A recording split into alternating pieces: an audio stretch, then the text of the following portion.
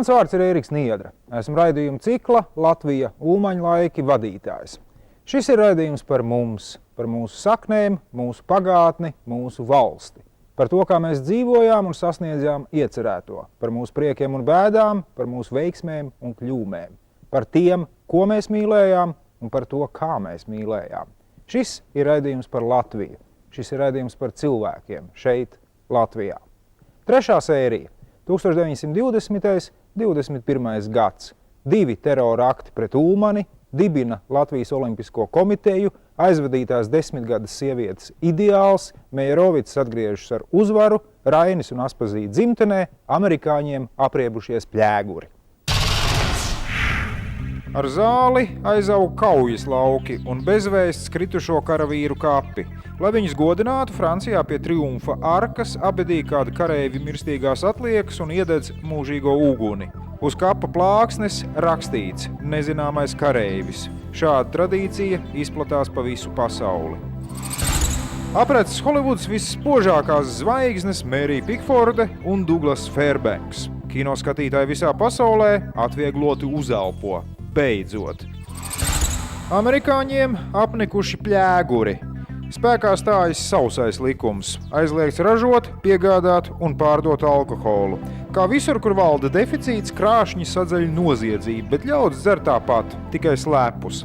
Visiem labi. Valstī, jo likums spēkā, mafijai, jo nauda nāk griezdamies, tautai, jo principā iedzert kļūs pat romantiskāk. Jauni panākumi cīņā par sieviešu līdztiesību. Amerikāņu dāmas iegūst vēlēšanu tiesības, savukārt Anglijā, Oksfordas universitātē drīkst studēt tāpat kā vīrieši. Kembridža gan stāv kā mūris, nekādu sieviešu te nebūs. Amerikas Savienotajās valstīs sākas pirmie regulārie radioraidījumi. Pitsburgas mājasēmnieces ir apmierinātas. Gatavojot pusdienas, var klausīties radio ziepju operas un reklāmas. Parīzes un Londonas saimniecēm gan uz šo prieku jāgaida vēl 2 gadi. Kā gan var izmazgāt veļu, ja nav elektriskās mazgājamās mašīnas? Ļoti vienkārši, ar mehānisko. Veļu mašīnā griež ar rokturi, lieko ūdeni izspiež ar šādu rulli. Kāds ir aizejošās 10-gadas ideāls sievietes tips? Tādu ir veseli 3. Vispirms maza, bērnišķīga, rotaļīga meitenīte, kuru vīrieši aplido kā tauriņu un iztop katrai viņas kaprīzei. Kara laikā sieviete pārtop par pašaizliedzīgu, upurēties gatavu Madonnu, kura izsauc cieņu un abrīnu. Pēc kara šausmām publika metas aizraujošā uzdzīvē, un sieviete pārvēršas par noslēpumainu, bīstamu, pat mistisku vīriešu pazudinātāju. Sievietēm tiek dažādība, vīriešiem izvēle. Kas tā par valsti bez savas himnas? Satversmes sapulce nolēma, ka tā būs Baumaņa Kārļa Dievs svētī Latviju, lai gan strīda ap to nerimsts vēl 5 gadus. Daži saka, ka ritmu Baumanis nolūkojas no svešiem paraugiem, daži uzskata, ka teksts ir nedzejisks un tukšs. Punktu tam pieliek Jāzeps Vītols. Dziesma ir laba, tauta to iemīļojusi, vienīgi nepieciešams dekrēts par tā izpildījuma veidu. Tanī ziņā valda pilnīgs haoss. Aprīlī notiek pirmās brīvās vispārējās vēlēšanas. Balstiesības ir visiem Latvijas pilsoņiem no 21 gada vecuma. Tauta izvēl 152 pārstāvjus, kuru galvenais uzdevums ir izstrādāt jaunās valsts pamatlikumu Satversmi. Tāpēc arī šo augstāko varas orgānu nosauc par Satversmes sapulci. Par priekšsēdi sapulci ievēl Jāni Čaksti. Kāda sirdī mīļa idille. Mazie pilsētas tvaikonīši atkal pukšķi pa Daugavu. Satiksme starp Rīgu un Iļļu ciemu ir atjaunota. Pēc Satversmes sapulces sanākšanas Ulmaņa valdība demisionē. Visvairāk balsu ir savākuši sociāldemokrāti. Saskaņā ar paredzēto kārtību Čakste aicina viņus sastādīt valdību. Sociāldemokrātiem tas neizdodas. Tad Čakste griežas pie otras lielākās frakcijas Zemnieku savienības. Ulmanis spēja sastādīt valdību. Šī jau ir 4. valdība pēc kārtas, kurā viņš ir ministru prezidents. Valdības prioritātes – ārējā drošība, iekšējās dzīves sakārtošana, korupcijas iznīdēšana valsts darbinieku vidū. Uz Ieriķu Gulbenes dzelzceļa diennakts laikā 2 smagas avārijas. Starp Dzērbeni un Rāmuļiem no lokomotīvas trieciena tiek iekustināti 3 malkas vagoni, kas lielā ātrumā saduras ar 2 citiem. Visi izgāžas no sliedēm. Starp Lizumu un Tirzu saduras balasta vilciens ar pretī braucošu troli. Izmeklēšanā vēlāk noskaidrojas parasta nolaidība. Bastei bulvārī atveras vēlāk slavenais, izsmalcinātais un dārgais Otto Švarca restorāns. Tas Rīgas centrā kļūst gan par ievērojamu zīmi, gan biežu un iecienītu pulcēšanās, uzturēšanās un ieturēšanās vietu. Kā aši tikt pie turības, gudras galvas ir izplānojušas, ka jāierīko tabakas plantācijas. Eksperimenti rādot, ka vismaz daļā Latvijas tabaka labi padodas, it īpaši Kurzemē. Tā kā ārzemju sēklas šobrīd ir grūti dabonāmas, tad audzēs no vietējām. Audzēt gribētāju netrūkst. Trimdnieku vidū, kas atgriežas tēvzemē, ir arī brīvās Latvijas valsts pareģis un saucējs Rainis. Jānis Pliekšāns pēc īstās pases.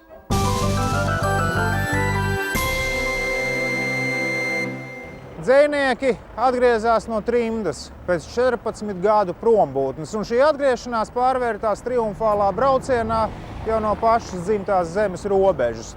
Cilvēku bija daudz, sagaidīja, tad daži aktieri izrādīja iniciatīvu, un te no stacijas ēkas Rainu un Aspaziju jau iznes uz rokām.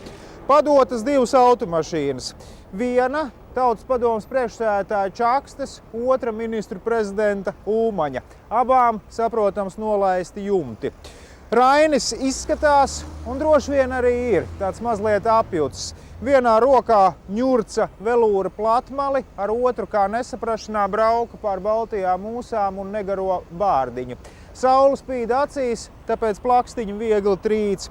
Rainis mīņājas un īsti nesaprot, kurā mašīnā viņam būtu jāsēžas. Taču Aspāzija iekārtojusies pirmajā, tas pieder Čakstem un Rainis viņai seko. Automobils ar dzejniekiem karavānā brauc pirmais.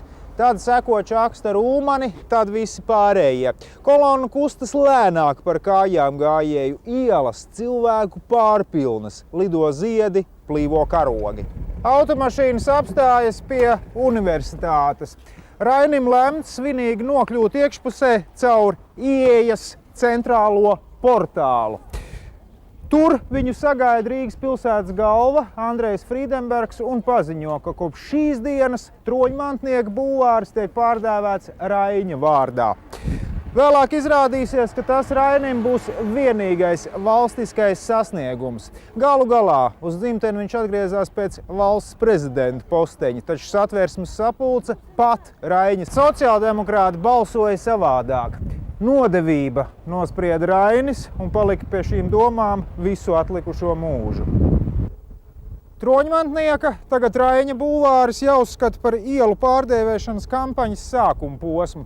Pēc 2 gadiem šī kustība iegūta patiesu vērienu. Galveno Aleksandra ielu pārdēvēja par Brīvības. Par to pēc Cēsu un Juglas kaujām pilsētā atgriezās Latviju karavīri. Otra lielākā Nikolaja ieguva Krišjāņa Valdemāra vārdu. Viņam piemita tēvijas mīlestība, karsta sirds un skaidra doma. Trešā lielākā Suvorova guva Krišjāņa barona vārdu. Tālāk Romanova Lāčplēša iela, Puškina bulvāris, Kronvalda bulvāris, Ķeizarmeža Ausekļa iela. Jaunajās teritorijās Bolderājā un Daugavgrīvā ielām deva Latvijas vietvārdu nosaukums. Turklāt Daugavas labajā krastā Vidzeme un Latgale, kreisajā Kurzeme un Zemgale. Iļģu ciema ielās viss ar aviāciju saistītais, bet Imantā dominēja augu valsts. Uz Teikas rajonu pārceļoja viss, ko vien varēja atrast eposā Lāčplēsis, bet Purvciemā iemūžināta dzimtenes fauna. Ežu, kurmju, lapsu, meģņu, pīļu, stārķu, varžu un pat sēsku ielas. Mūsu valsts sabiedrība sadzīve. Raidījumā Latvija Ulmaņlaiki. Sadarbībā ar Lat Telekom. Man kā zemniekam ir nepieciešama ticība un paļāvība pašam uz sevi, uz saviem spēkiem. Es esmu viens laukā un darbā, un prasību un jautājumu, ar kuriem man jātiek galā, ir tūkstoši, un katrs nākošais sarežģītāks par iepriekšējo. Man vajag just, ka es spēju to izdarīt, jo citādi esmu zudis cilvēks.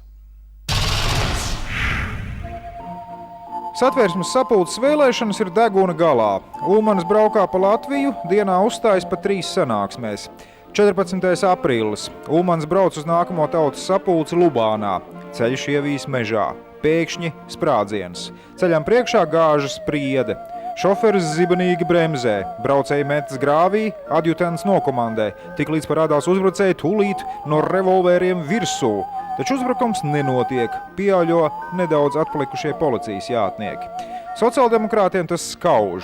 Priekšvēlēšana aģitācijā viņi kaismīgi klāst, ka Ulmanis pats to noorganizējis, grib celt savu popularitāti. Bet tauta tam netic. Bijis taču tik daudz acu liecinieku. Aizdoms, protams, uz komunistiem. Vēlāk, Ulmaņa laikos, Galma hronisti šo notikumu tēlos citādi. Virsū šaudams skrējas uzbrucēja bars, bet prezidents ar adjutantu varonīgi atšaudījušies. 1920. gads nekādā ziņā nav Ulmaņa laiks. Ulmaņa laiks ir beidzies, un otrs Ulmaņa laiks būs tikai pēc 14 gadiem.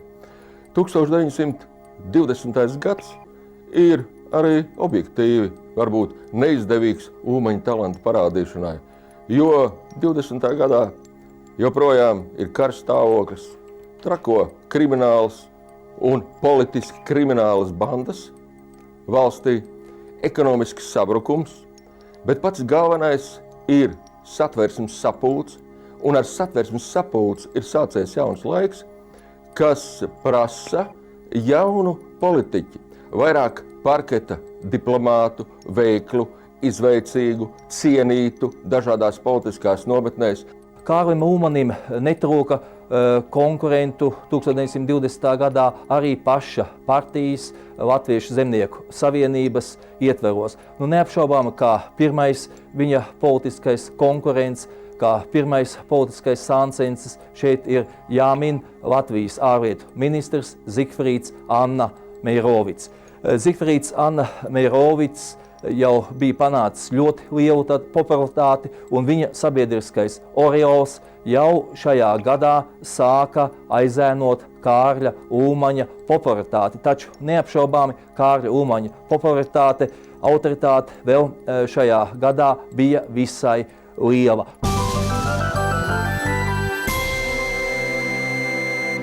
Letiņu uz sportu ir Kāri kā lācis uz medu. Vēl Latvija nav starptautiski atzīta, kad nodibinās Latvijas Olimpiskā komiteja un tūlīt ķeras pie darba. Septembrī notiek Latvijas vispārējie sporta svētki. Galvaspilsēta ir karogota, 350 sportisti, 8000 skatītāji. Sacensības notiek 12 sporta veidos. Visi sasniegumi tiek reģistrēti kā Latvijas rekordi, jo tie, kas bijuši pirms Latvijas neatkarības, par rekordiem vairs uzskatīti netiek. Latvija noslēdz pamieru ar Vāciju. Vēlāk šis līgums pārtaps miera līgumā. Kādā runā Krievijas komunistu vadonis Ļeņins saka, ja šīs mazās valstis būtu maršējušas pret mums, mēs bez šaubām būtu sakauti. Tas ir katram skaidrs. Jautājumu, kas būtu, ja būtu, vēsture nepazīst. Bet 20. gada 11. augustā Rīgā tiek parakstīts miera līgums. Tas ir ļoti nepieciešams abām pusēm. Robeža tiek nosprausta pēc etnogrāfijas principa. Padomi Krievija apņemas bez ierunām atzīt Latvijas patstāvību un suverenitāti un labprātīgi uz mūžīgiem laikiem atteikties no jebkurām suverēnām tiesībām, kādas Krievijai bijušas uz Latvijas zemi un tautu. Tiek pieņems likums par agrāru reformu, kura kodols ir valsts zemes fonda radīšana. Tajā tiek ieskaitīti ne tikai muižnieku, bet arī citi lielie zemes īpašumi. Nu ir zeme, ko iedalīt bezzemniekiem un sīkzemniekiem. Dainu tēvs Krišjānis Baronis svin 85 gadu jubileju. Apsveicējiem viņš saka, ar to darbu diezin kā nu būs, bet man jau tās acis vājas, gars gan labprātīgs. un baronis ar sekretāras palīdzību turpina kārtot dainas. Prieks, kur tu rodies! Kāda ārzemju sabiedrība piedāvā Latvijas valdībai izbūvēt modernu dzelzceļu no Rīgas līdz Ķemeriem. Vagoni kustēsies ar akumulātoru palīdzību. Jūrmālas valde tam dod savu piekrišanu. Kur lai Latvijas sarkanais krusts ņem līdzekļus brīvības cīņu invalīdu un viņu ģimeņu pabalstīšanai, izeja atrodas. Tam tiek piešķirtas monopoltiesības uz spēļu kāršu izplatīšanu. Tām pieprasījums milzīgs. Pirmais lielais korupcijas skandāls brīvajā Latvijā. Aresti apgādības un finansu ministrijā. Slēgti neizdevīgi, zaudējums nesoši līguma ar dažādām angļu firmām. Valdība kritus par upuri amerikāņu viltus firmai. No vietējiem Jankeļa Kleina un Kutiskera nopirkts vācu karaspēka atstātais īpašums, kas jau tāpat pieder valstī. Norvēģijā iepirkts nevajadzīgs kvantums siļķu, kamēr atved līdz Latvijai sabojājušās. Valdība par matu tiesu no krišanas, tomēr Ulmanim izdodas noturēties. Uz Latvijas-Krievijas robežas pa laikam notiek dzīva rosība. Tur komunisti arestētos latviešu buržāzijas pārstāvjus maina pret buržuju arestētajiem komunistu pārstāvjiem. Vienā tādā 17 cilvēku grupā dzimtenē pārodas arī organiskās ķīmijas speciālists profesors Kārlis Blahers.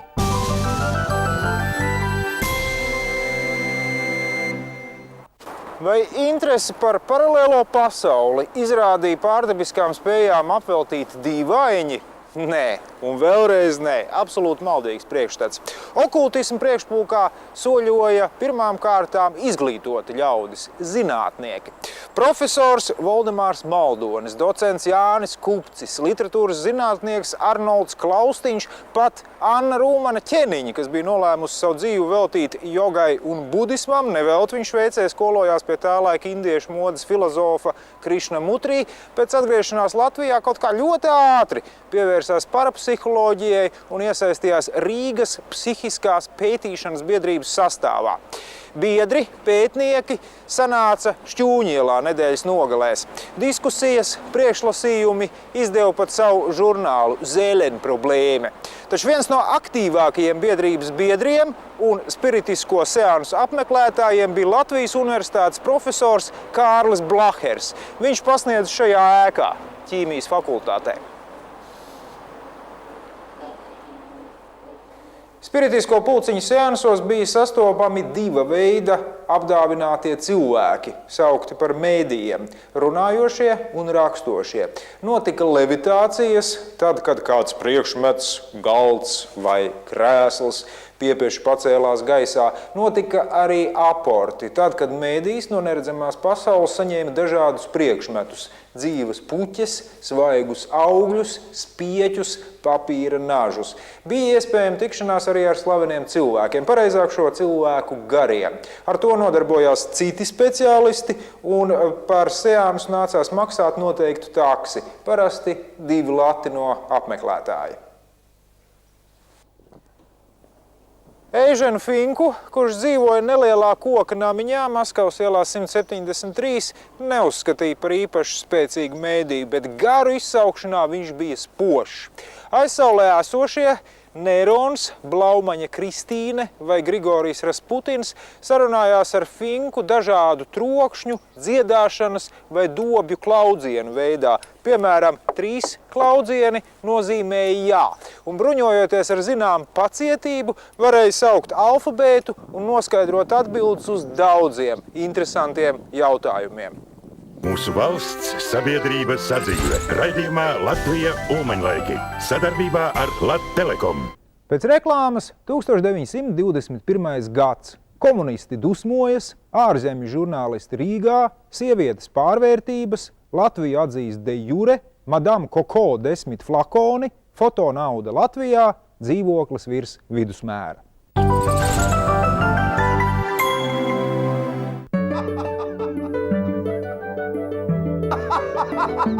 Smieties, uzklausīt, atzīties.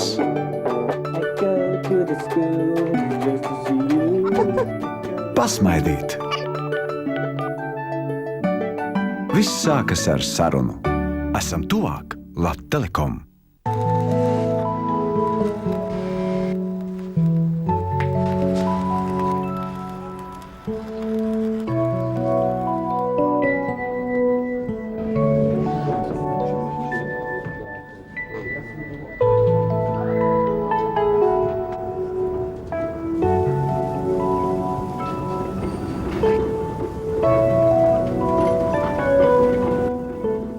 Mūsu enerģija jūsu labklājībai. Turpinājumā par 1921. gadu. Jauns atentāts pret Ulmani, sievietes pārvērtības, ārzemju žurnālisti Rīgā, Latviju atzīst de jure, Madame Coco 10 flakoni, fotonauda Latvijā, dzīvoklis virs vidusmēra. Daudz domā, ka Alberts Einsteins Nobeļa prēmiju saņēmis par relativitātes teoriju, taču tā nav. Ņūtona klasiskās fizikas apustuļu rindas vēl ir stipras, un Einsteinam prēmiju piešķir par pētījumiem fotoefekta jomā. Coco Chanelas firmā ir radītas jaunas smaržas ar rūgteni saldu aromātu. Bet kādā flakonā lai pilda? Paraugam tiek piedāvāti veseli 10, katrs ar savu kārtas numuru. Madame Coco norāda uz 5. pudelīti.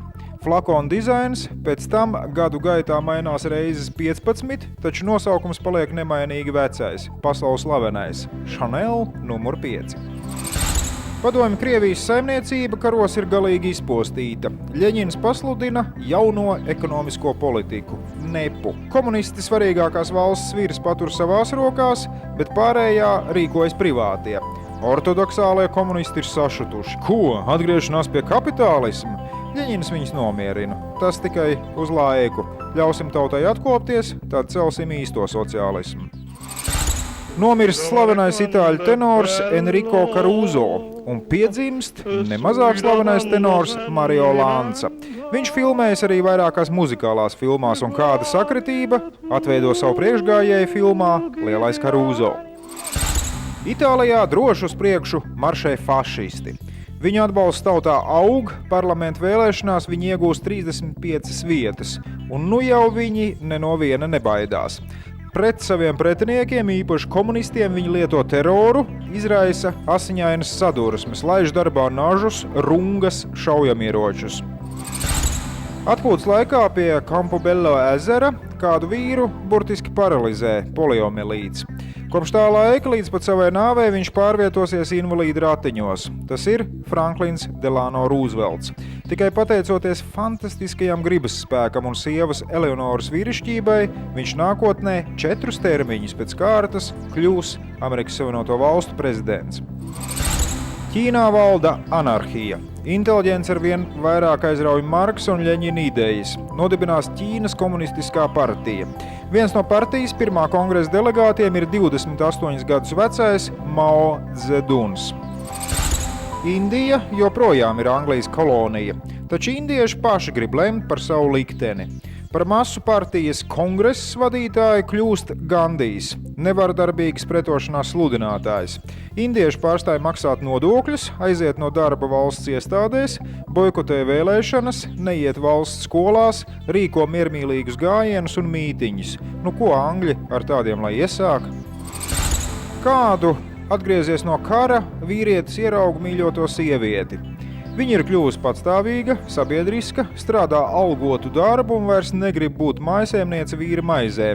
Viņa vēlas veidot savu dzīvi un karjeru pati. Dzimuma attiecības Eiropas pilsētās tagad ir 3-1. Par vīrieti jācīnās. Un paraugs ir filmu zvaigznes, kuras tā sajūsmina vīriešus. Glorija Svensone, Grēta Garbo, Teda Bara. Ekrāna dīvas ietekmē modi un izturēšanos.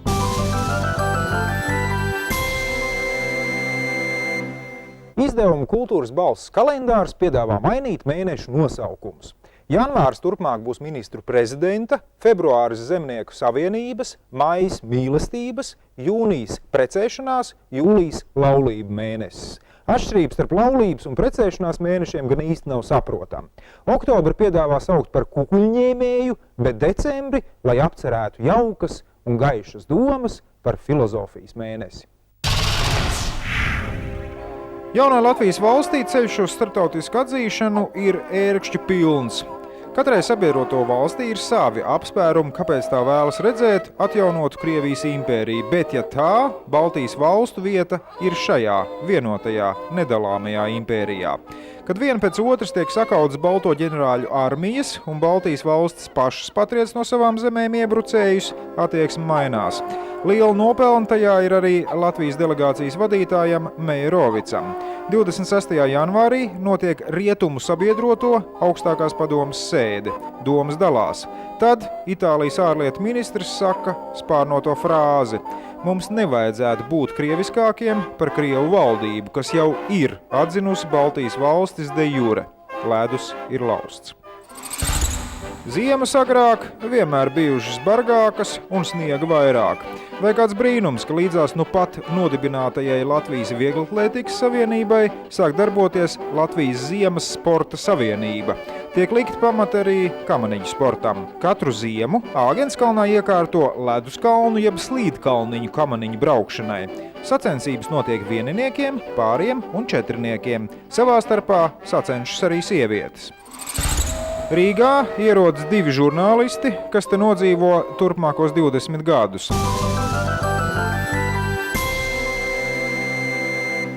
Ārzemju žurnālisti tā pus pa jokam, pus nopietni pat bija nodibinājuši savu dombiedru pulciņu Association d'étrangers.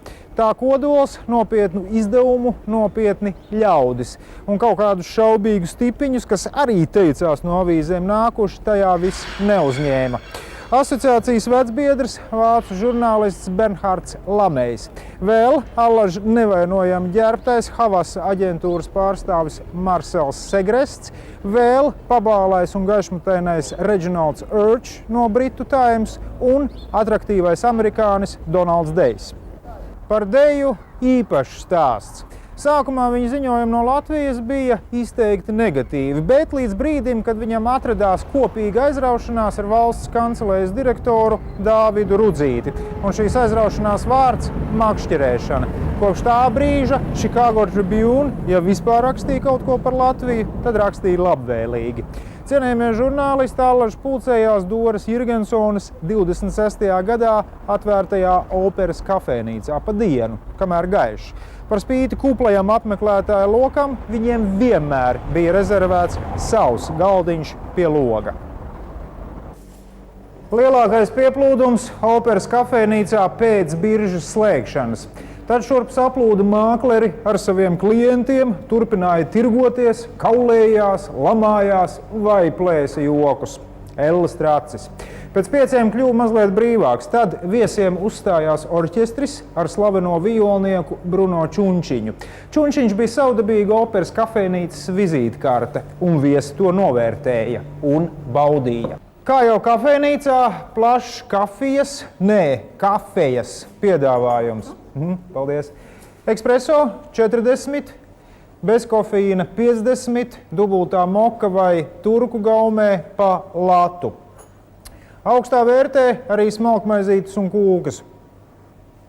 Kafejas maizīte 12, rožu 15, kūkas līdz 30, tortas līdz 50 centīmiem. Nopietnākām prasībām sviestmaizes ar šveices sieru 40, bet greznāko pa 75 centīmiem greznoja Zardīne. Kafejnīcas abos stāvos strādāja 20 apkalpotājs. Visām akurāta, vienota uniforma. Brūns ar baltu priekšautiņu, baltu apkaklīti un baltām aprocītēm. Arī kurpes brūnas. Vien, lai netraucētu viesus ar papēdīšu klaboņu, tās aprīkotas ar gumijas zolēm. Mūsu valsts sabiedrība sadzīve. Raidījumā Latvija Ulmaņlaiki. Sadarbībā ar Lattelekom. Ja reiz lēmums taisīts, lai viņš tad ir galīgs. Nesāc tūlīt visu prātošanu atkal no gala. Nesāc lēmumu atkal grozīt. Ja pēc rūpīgas un vispusīgas pārlikšanas viens ceļš ir atzīts par labāko, nekavējoties ķeries pie darba. Anglijas konsuls Rīgā Laudons ziņo Britu ārlietu ministram. 27. aprīlī notika atentāta mēģinājums pret ministru prezidentu Ulmaņa kungu. Uz viņa auto sviestas 2 bumbas. Viņam dodoties uz mītiņu kādā pilsētiņā apmēram 40 jūdži no Rīgas. Abas bumbas sprāga, bet kaut auto nedaudz sabojāja un vienu no pavadoņiem ievainoja. Ulmaņa kungs palika neievainots. Uzbrucēji aizbēga un nav zināms, kādi bija atentāta iemesli. Ko Ulmanis iesāk pēc demisijas? Visu savu enerģiju viņš velta Zemnieku savienības nostiprināšanai un reorganizācijai. Izveido partijas biroju, rediģē laikraksta Brīvā zeme nedēļas pielikumu Zemes spēks. Šajā laikā domstarpības starp autoritāro Ulmani un demokrātiskas pārliecības Satversmes sapulces priekšsēdētāju Jāni Čaksti sāsinās līdz Baltkvēlei. Ulmanis uzvar. Čaksti izstājas no Zemnieku savienības un pieslējas Demokrātiskā centra partijai.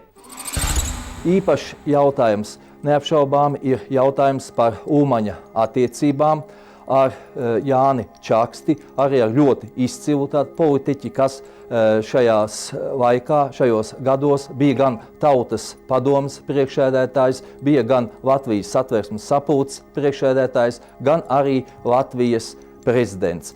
Tāda epizode ir saglabājusies atmiņas stāstījumos, kad Ulmanis aiziet pie Čakstes, ja, tātad kā valdības galva pie Satversmes sapulces priekšsēdētāja ar ziņojumu. Nu, un šis korpulentais, nosvīdušais Ulmanis apsēžas ar savu piebāzto portfelīti, ja, Satversmes sapulces priekšsēdētāja priekšā, kurš momentā tā diezgan asi aizrāda, ka valdības vadītājiem, ierodoties pie Satversmes sapulces priekšsēdētāja, gan pēc visām diplomātiskām normām un pēc visas etiķetes nāks stāvēt kājās. Ja? Tātad arī varbūt izveidojas interesanti, jo arī no Čakstes puses Čakstēm vispār praktiski nav ziņu, ka viņam būtu politiski ienaidnieki, izņemot Ulmani. Laika biedri ir atstājuši savas atmiņas par to, ka šis strīds starp Ulmani un Čaksti ir iesācies 1918. Gada novembrī, dažas dienas pēc Tautas padomes izveidošanas.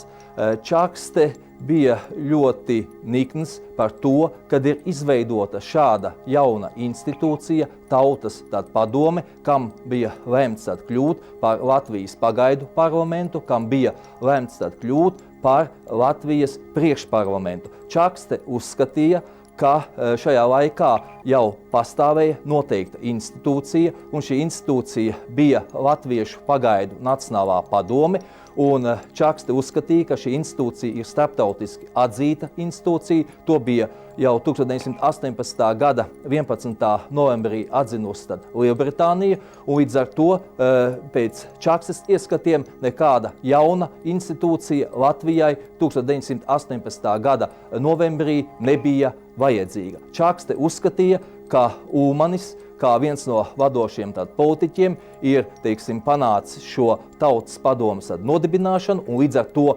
gāzis starptautisku atzītu Latvijas valdību. Šie divi cilvēki, abi spējīgi, abi liela mēroga, liela gabarīta politiķi, bija ārkārtīgi pretpoli savā ziņā, un no vienas puses tātad Čakste ar savu tādu, varētu teikt, skoloto ilgās kontaktos ar vietējiem baltvāciešiem, Parīzē, pēc tam atkal ar Krievu aristokrātiju, šo diplomātisko māku, iegūt vispārēju cieņu, autoritāti un galvenais ārkārtīgu personisko cieņu pret demokrātiju. Tātad izteikts demokrāts. Bet no otras puses tas bija Kārlis Ulmanis, kuram neraugoties arī uz viņa Eiropas un Amerikas studijām, viņš bija un palika savā, izteiksmē, varbūt savās manierēs, lauku agronoms.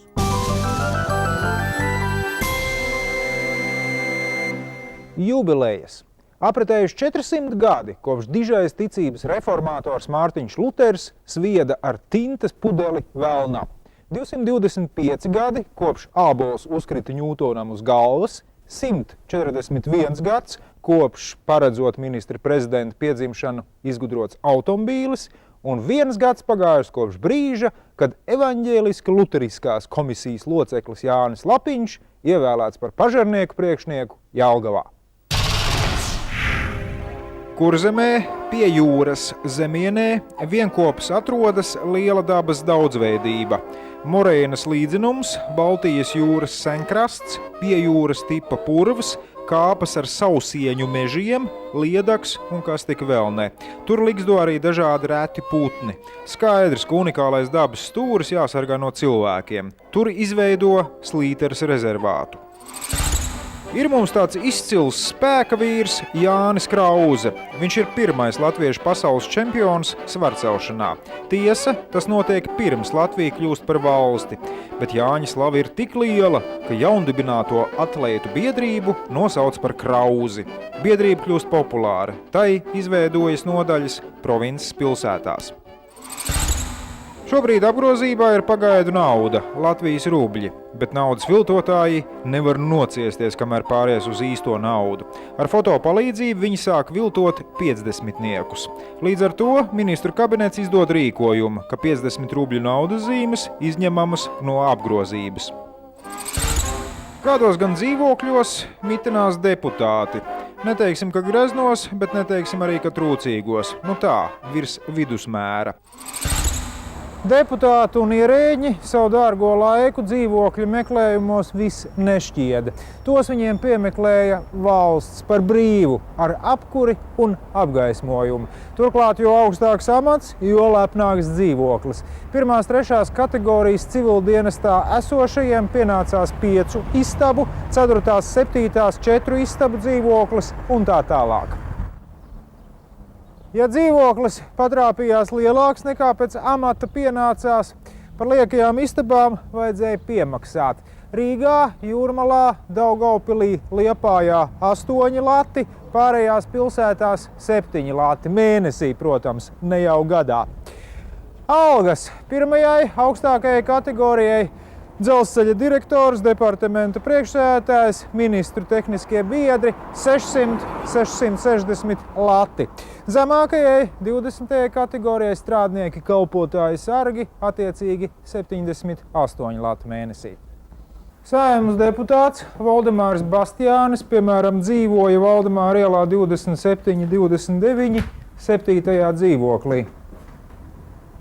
10 istabas Bastiānim, viņa sievai un 3 bērniem tomēr šķita mazliet par daudz, tāpēc kā apakšīrniece tika uzmeklēta kāda veca angļu leidija un deputāts pieticīgi apdzīvoja vien pārējās 8. Plašums, mēbeles, tas bija. Ar ērtībām tā pašvakāk nosacīti, protams. Dzīvokļus kurināja ar malku, no krāna tecēja augstais ūdens.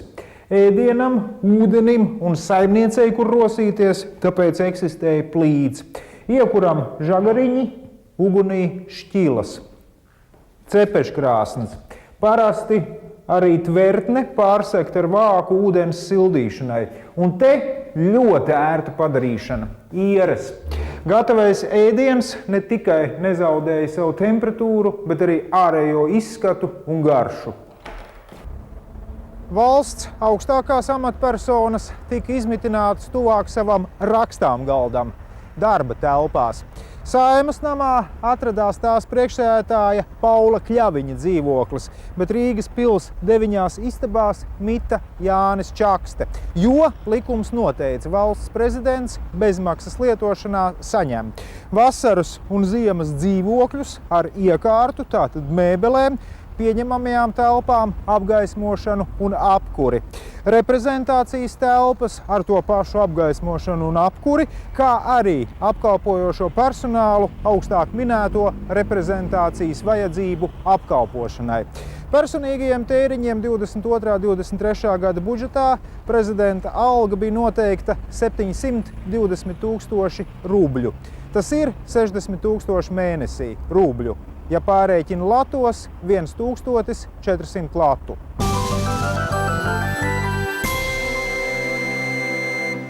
Mūsu valsts, sabiedrība, sadzīve. mūsu vēsture raidījuma ciklā Latvija Ulmaņa laiki. Šī bija 3. sērija. Nākamajā reizē 1922. 23. gads. Pirmās Saeimas vēlēšanas, alus pučs Minhenē, Ulmanis cenšas ieriept, modernas sievietes tieviešanas recepte, Latvijā īsta nauda, fašisti iesoļo Romā, precēšanās drudzis Rīgā. Visu labu!